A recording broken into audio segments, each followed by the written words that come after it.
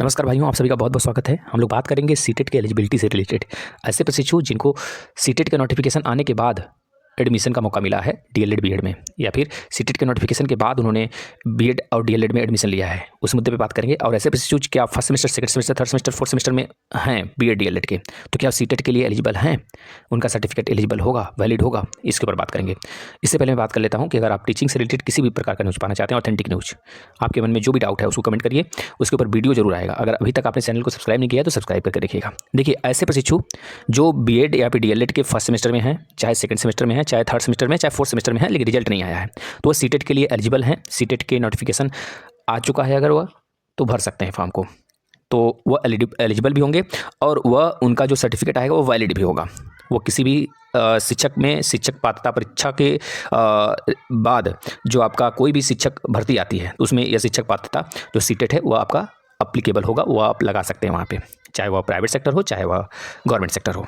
ठीक है, क्या ऐसे प्रशिक्षु सीटेट के नोटिफिकेशन आने के बाद जिन्होंने एडमिशन लिया हुआ है डीएलएड और बीएड में, तो क्या वह एलिजिबल हैं?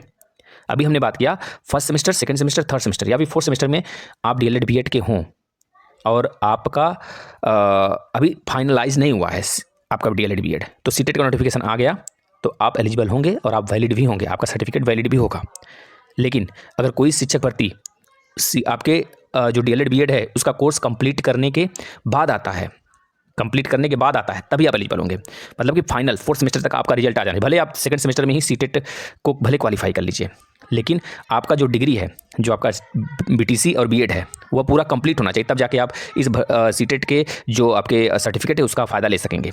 नहीं तो उससे पहले आप नहीं भर सकते भाई। फोर्थ सेमेस्टर आपका, चारों सेमेस्टर आपका क्लियर नहीं रहेगा, सीटेट क्लियर करके आप रखे रहेंगे तो वो तो वैलिड होगा।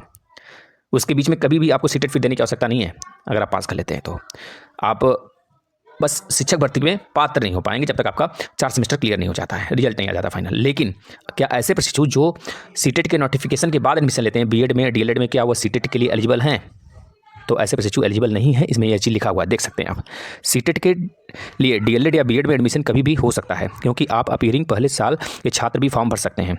बस यह जरूरी है कि आप सीटेट परीक्षा फरवरी 2026 के लिए 27 नवंबर से 18 दिसंबर 2025 तक फॉर्म भरे गए के एग्जाम डेट 8 फरवरी 2026 तक या उससे पहले एडमिशन ले चुके हों, तो ये ध्यान में रखना है। और आपका कोर्स पूरा होने की प्रक्रिया में हो, ताकि सर्टिफिकेट मिलने पर आप शिक्षक भर्ती के लिए एलिजिबल हो सकें, क्योंकि यह आजीवन वैध होता है।